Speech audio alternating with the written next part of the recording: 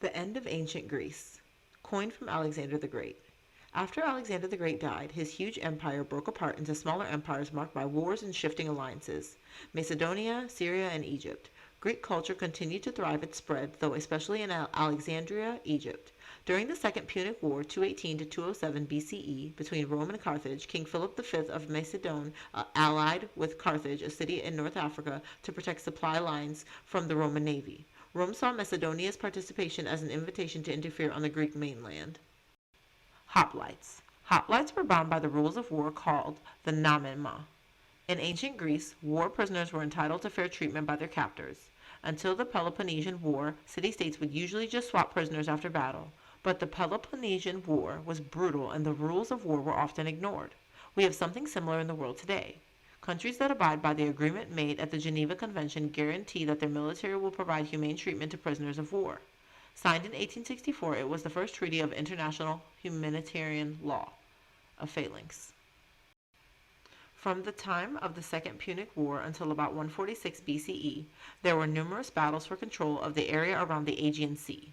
In 146 BCE, Rome conquered the Achaean League, the last group of Greeks living independently of the Roman Republic, ending the independence of ancient Greece as a whole. In the same year, the Battle of Corinth completely decimated the Greek city-state of Corinth. Even after Rome defeated the Greeks in the Battle of Corinth, many Hellenistic kingdoms remained devoted to the Greek way of life.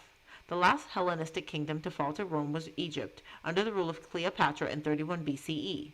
Greece came to be a province of the Roman Empire and remained under Roman control until the 13th century CE. According to legend, Archimedes, the inventor and mathematician who lived in the 200s BCE, developed giant reflecting mirrors that focused sunlight on Roman ships as they attacked Syracuse, setting the ships on fire. Activity: Labyrinth.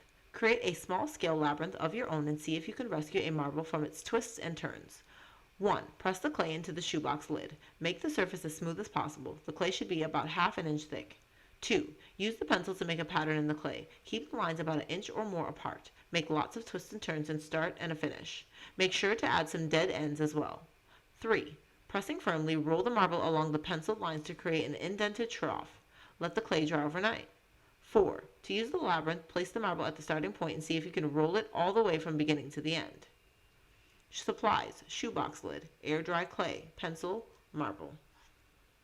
Activity: Ancient Greekopolis. Ancient Greekopolis, a perilous trip through the ancient Greece. Design your own perilous trip through ancient Greece. 1. Use a pencil to lightly draw the game board and the path that players will travel. You'll need a start and finish line and lots of square spaces in between. You can make the path square or create a spiral. It's your choice. 2. When you are happy with the layout of the board, use markers to make the path permanent and to decorate the board, not the spaces, with Greek designs. Color some of the spaces on your board to match the colors of your index cards. Leave some spaces blank. 3. Cut 10 index cards of each color in half. On one color of cards, write a true or false statement relating to ancient Greece, including the answer on the card. Here are a few to get you started. Medusa's hair was made of worms. False. Polis means city-state. True. Athens and Sparta were polis in ancient Greece. True. 4. On the rest of the cards, write down some fun or funny things that might happen to an ancient Greek along with instructions that would move a player forward or backward. 5.